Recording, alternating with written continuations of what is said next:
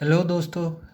Class 12th के chapter 1 जो physics का सिलेबस है इलेक्ट्रिक फील्ड एंड चार्ज, उसके हम 5th वीडियो लेक्चर में आ गए हैं। पहले वीडियो लेक्चर में हमने सिलेबस को डिस्कशन किया था और उसके बाद एक के बाद हम बेसिक्स क्लियर करते गए। इलेक्ट्रिक चार्ज क्या होता है, हमने कौन से एक्सपेरिमेंट किए थे, उसके बाद कंडक्टर और इंसुलेटर क्या है ये भी हमने पढ़ा था। पिछले वीडियो लेक्चर में हमने चालू किया basic properties of electric charge. उस पहले वीडियो में हमने देखा एडिटिविटी क्या होती है। अब इस दूसरे लेक्चर में हम दोस्तों आए हैं और ये देखेंगे कि आपका चार्ज जो है वो कंजर्व्ड रहता है। मतलब चार्ज को ना तो क्रिएट किया जा सकता है। चार्जेस अगर मैं बात करूं, आप ये अपने सामने 3 स्टेटमेंट लिखे देखेंगे, एक के बाद हम इन तीनों स्टेटमेंट को डिटेल से समझना बहुत ज़रूरी है। ठीक है दोस्तों, अगर आपने पहले के वीडियोस देखे होंगे तो आपने देखा होगा जब हम चार्ज को समझ रहे थे तो हमने एक एक्सपेरिमेंट किया था। उस एक्सपेरिमेंट में हमने ये किया था कि हमने एक ग्लास रॉड ली थी और उस ग्लास रॉड को सिल्क क्लॉथ के साथ रब किया था। ठीक है, सिल्क क्लॉथ के साथ रब किया था। ये पिंक वाला आपका सिल्क क्लॉथ हो गया। तो हुआ क्या था, हमने क्या देखा था कि ग्लास रॉड, जो ग्लास रॉड थी उसमें से कुछ इलेक्ट्रॉन, मैं नेगेटिव चार्ज को इलेक्ट्रॉन एज्यूम कर रहा हूँ, कुछ नेगेटिव चार्ज सिल्क क्लॉथ पे ट्रांसफ़र हो गए थे। ठीक है, जब कुछ चार्ज सिल्क क्लॉथ पे ट्रांसफ़र हो गए थे तो आप देखेंगे कि क्या हो गया था, आपका सिल्क क्लॉथ थोड़ा नेगेटिव चार्ज हो गया था। ठीक है, सिल्क क्लॉथ थोड़ा नेगेटिव चार्ज हो गया था। 2 नेगेटिव चार्ज आ जाएंगे और यहाँ पे रॉड पे 2 पॉजिटिव चार्ज हो जाएंगे। ठीक है, 2 पॉजिटिव चार्ज हो जाएंगे। तो आप क्या देख रहे हो, फॉर एग्जाम्पल अगर आप देखोगे, मैंने आपको एक चीज़ बहुत ही क्रिस्टल क्लियर करी थी कि किसी भी बॉडी में नंबर ऑफ नेगेटिव चार्ज और नंबर ऑफ पॉजिटिव चार्ज बराबर होते हैं। Number of negative charge positive charge के बराबर होते हैं, इसका मतलब है वो इलेक्ट्रिकली न्यूट्रल होता है, इलेक्ट्रिकली न्यूट्रल होता है। अब आप बोलेंगे कि इसका मतलब क्या है, तो आप देखिएगा कि इलेक्ट्रिकली न्यूट्रल का मतलब तो मैं पहले के वीडियो में समझा चुका हूँ। आप इस केस में देखिए कि सिर्फ नेगेटिव चार्ज रॉड से उठ करके रॉड से आपके सिल्क क्लॉथ पे ट्रांसफ़र हो गए हैं। ठीक है, सिर्फ ट्रांसफ़र हुए हैं, है ना, यहाँ पे चार्ज डिस्ट्रॉय नहीं हुआ है। ठीक है, तो जो 2 नेगेटिव चार्ज रॉड के ऊपर थे अब वो क्लॉथ के ऊपर आ गए हैं। ठीक है, तो ये जो 2 प्लस चार्ज है, तो अगर मैं आपसे बोलूं कि आप देखिए यहाँ पे 1 2 3 4 5, मान लीजिए इसमें 5 नेगेटिव चार्ज थे। ठीक है, तो क्योंकि ये रॉड को जब तक रब नहीं किया जाए, बिफोर रबिंग, इसमें जितने नेगेटिव चार्ज थे उतने ही पॉजिटिव चार्ज होंगे। तो अगर -5 नेगेटिव चार्ज इसमें प्रेजेंट था तो इसमें +5 पॉजिटिव चार्ज भी प्रेजेंट रहेंगे और ये इलेक्ट्रिकली न्यूट्रल होगा। उसी तरीके से अगर हम देखते हैं कि हमारे सिल्क क्लॉथ में फॉर एग्जांपल 5 नेगेटिव चार्ज है तो इसमें भी 5 पॉजिटिव चार्ज होंगे बिफोर रबिंग। ठीक है, रब करने के पहले।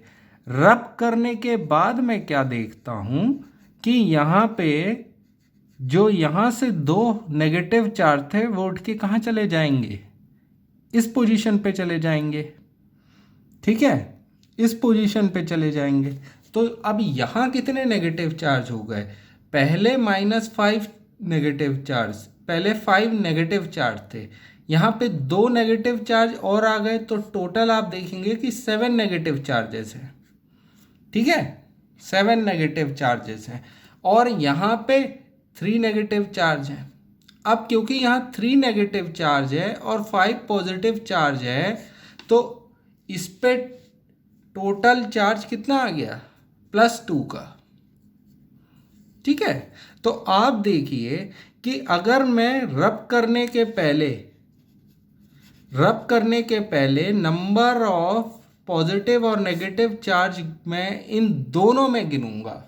जब मैं दोनों बॉडीज में नंबर ऑफ नेगेटिव और पॉजिटिव चार्ज को गिनता हूं तो ये एक मेरा सिस्टम हो जाता है। इसी को कहते हैं आइसोलेटेड सिस्टम। ये पूरा जिसमें रॉड और सिल्क, जिन दोनों ऑब्जेक्ट को, जिसको रब किया गया था और जिस क्लॉथ से रब किया गया था, उन दोनों को अगर मैं लेता हूँ तो देखता हूँ कि रब करने के बाद भी उनमें जो अमाउंट ऑफ चार्ज होगा वो सेम होगा।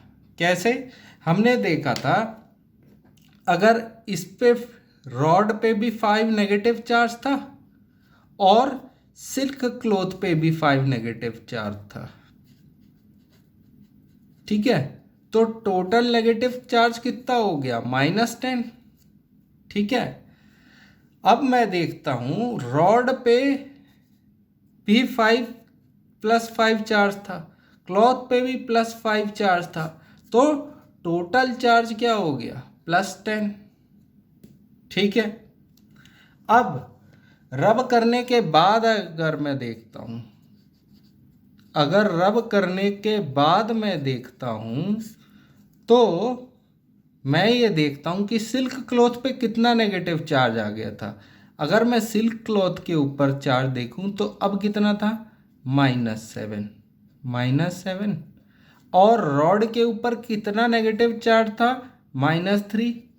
तो आपका टोटल नेगेटिव चार्ज क्या हुआ अपना, -10। ठीक है, अब अगर मैं आपसे बोलूं कि अमाउंट ऑफ पॉजिटिव चार्ज बताइए, अमाउंट ऑफ पॉजिटिव चार्ज कितना है, तो मैं देखता हूं कि सिल्क क्लॉथ के ऊपर अमाउंट ऑफ पॉजिटिव के चार्ज कितना था, क्या ये +5 था। जितना पहले था उतना ही बाद में होगा। इस पे नेगेटिव चार्ज एक्स्ट्रा हो गया था।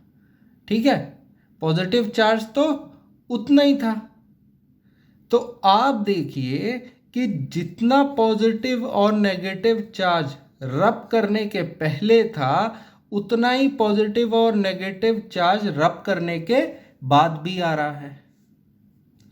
तो आपको ये चीज़ समझनी होगी कि अगर ये जो दो एक्स्ट्रा नेगेटिव चार्ज आ रहे हैं ये क्रिएट नहीं हो रहे हैं, ये रॉड से यहाँ पे ट्रांसफ़र हो रहे हैं।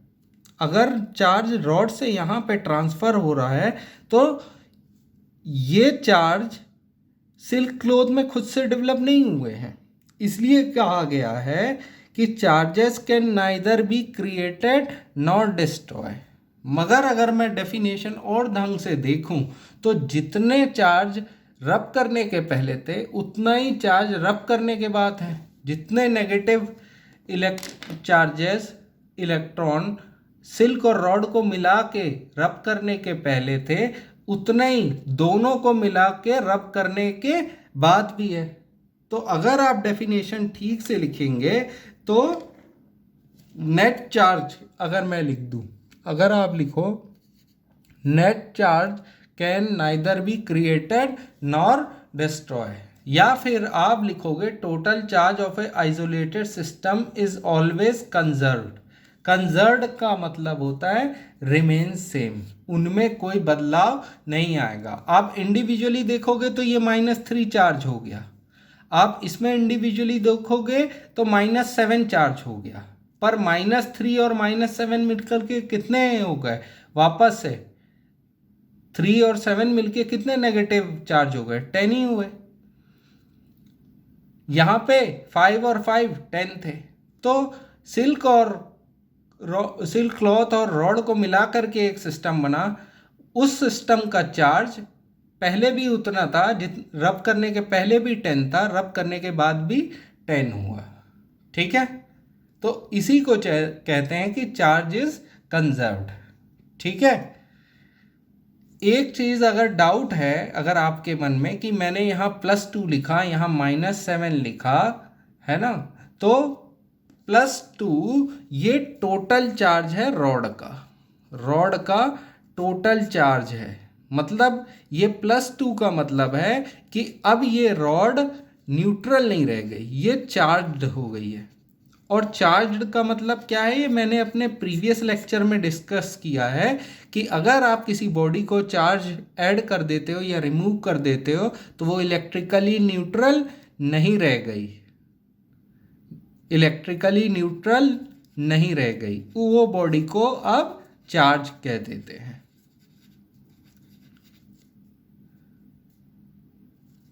ठीक है, तो ये बात समझ में आ गई। तो ये हमारी डेफिनेशन हो गई, इसी को कहते हैं charge is conserve.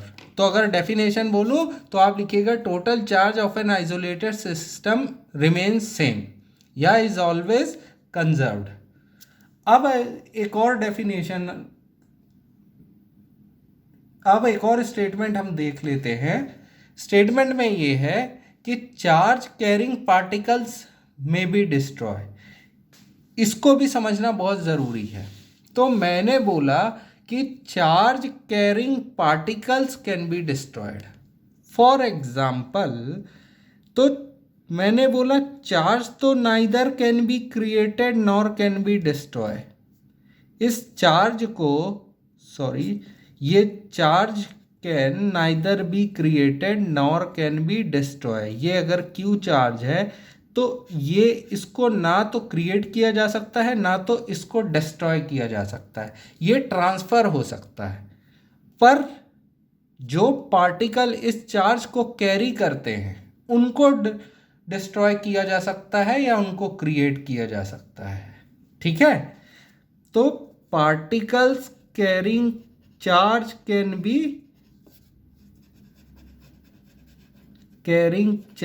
Can be created और डिस्ट्रॉय। तो पार्टिकल कैरिंग चार्ज क्या हो सकता है, तो एक तो हो सकते हैं आपके प्रोटॉन और दूसरा हो सकता है इलेक्ट्रॉन।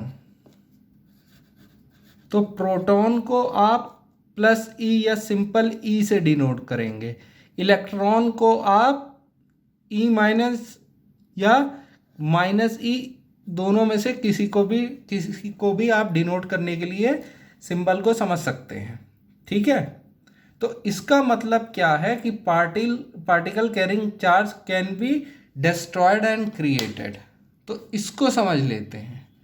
तो आप देखेंगे कि हमारा न्यूट्रॉन रहता है और कई ऐसी प्रोसीजर होती हैं कि इसमें आप देख रहे हो न्यूट्रॉन आपका प्रोटॉन और इलेक्ट्रॉन में बदल जाता है। ठीक है, ये इलेक्ट्रॉन, आप ये भी देखेंगे कि जो न्यूक्लियर रिएक्शन होता है उसमें नए पार्टिकल क्रिएट हो जाते हैं। न्यूट्रॉन के साथ साथ आप देखिए प्रोटॉन या इलेक्ट्रॉन क्रिएट हो रहा है, एक न्यूट्रॉन से प्रोटॉन और इलेक्ट्रॉन क्रिएट हो रहा है। न्यूट्रॉन का चार्ज कितना होता है, 0।